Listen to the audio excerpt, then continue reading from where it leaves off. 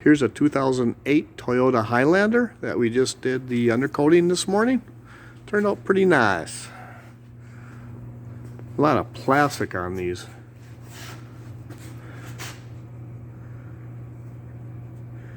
Yeah, slow it down, that's for sure. And it'll creep into the cracks and crevices. Yeah, it looks nice. Yeah, right in there you can see. Slowly creep into those on the rocker panel where the pinch weld is. Yeah, looks good.